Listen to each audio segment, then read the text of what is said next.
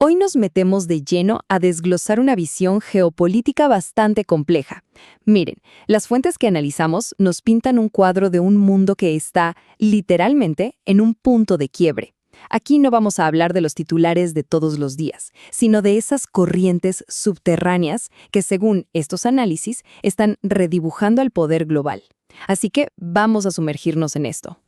El viaje empieza en un punto súper caliente, Medio Oriente. De ahí vamos a abrir el plano para examinar esa maquinaria de guerra que, según las fuentes, funciona a escala global. Luego, veremos cómo está surgiendo un mundo con múltiples polos de poder, cómo eso desafía el orden actual, las fracturas que provoca dentro de las grandes potencias y, para cerrar, la que podría ser la batalla más importante de todas, la guerra por la historia que nos cuentan.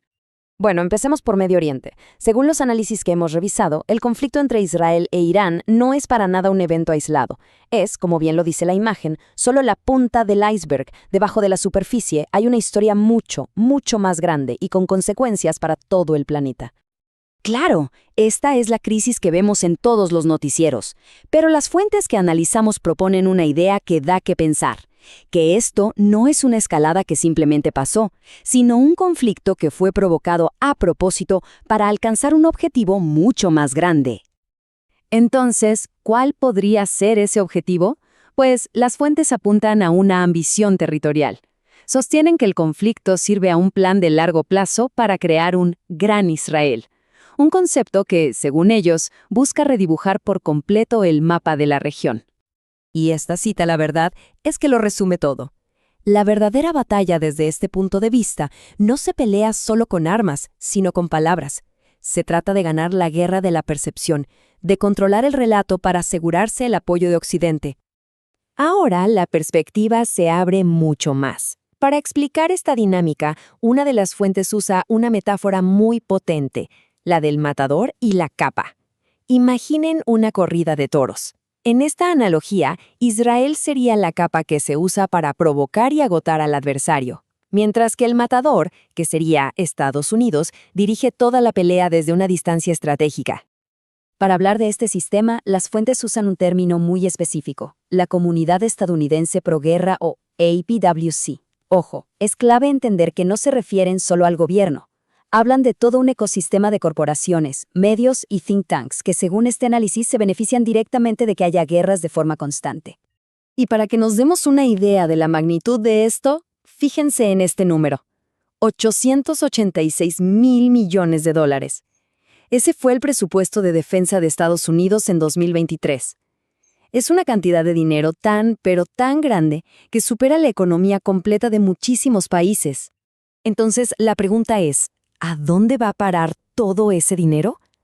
Bueno, la fuente nos muestra esta tabla de los 5 grandes contratistas de defensa. Esto, según el análisis, deja en evidencia la conexión directa entre las decisiones que se toman en Washington y las ganancias multimillonarias de esta industria. El análisis va todavía más allá y describe lo que llama el ciclo de la guerra. Es un proceso de 4 pasos que parece diseñado para crear y mantener la necesidad de un conflicto.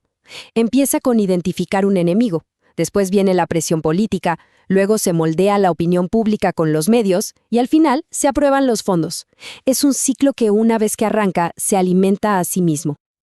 Ok, ahora alejemos el zoom todavía más para ver la foto completa. Según las fuentes, todos estos conflictos no están pasando en el vacío. Son, en realidad, una reacción a un cambio tectónico en el poder global, el surgimiento de un mundo con varios polos de poder que desafía la hegemonía que conocíamos.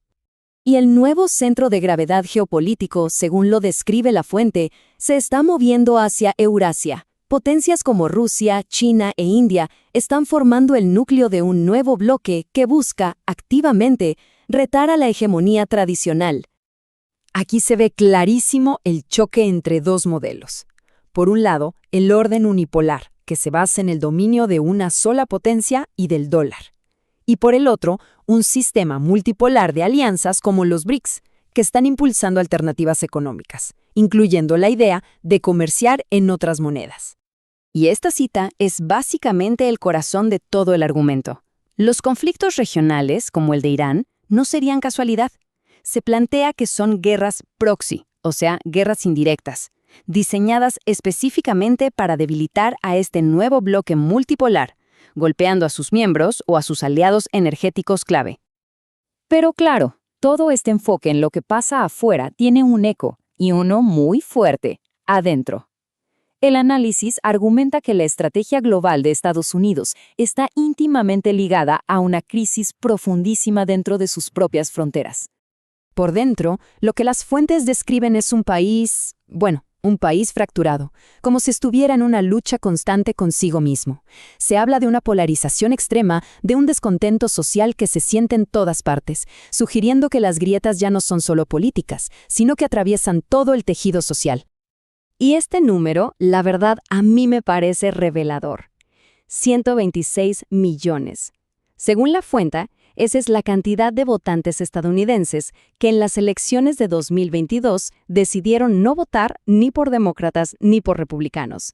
El análisis lo presenta como una prueba contundente de una crisis de representación política. La fuente usa esta cita de la escritora Siri Husmet para trazar un paralelismo que, la verdad, es preocupante. Compara las tácticas de ciertos movimientos políticos actuales en Estados Unidos con las de los movimientos fascistas históricos.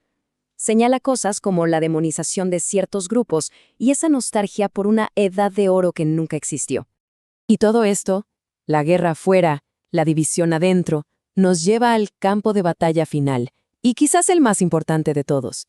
El análisis concluye que la verdadera lucha hoy no es por territorio, sino por la narrativa.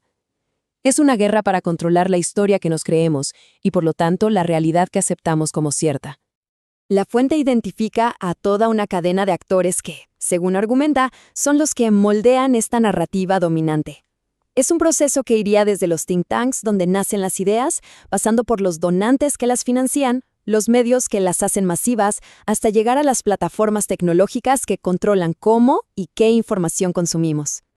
Y para describir esta nueva estructura de poder, la fuente usa un término que suena potente: tecnofeudalismo. La idea es que estamos entrando en una nueva era donde el poder ya no está tanto en los estados, sino en una élite tecnológica que controla las plataformas por donde nos comunicamos y, con eso, nuestra propia interpretación de la realidad. Y así, el análisis nos deja parados justo aquí, con un panorama que se puede leer de dos maneras: o como un gran tablero de ajedrez geopolítico con jugadas fríamente calculadas, o como los últimos y caóticos días de un imperio que se desmorona. La respuesta, quizás, depende de la narrativa que cada quien elija creer.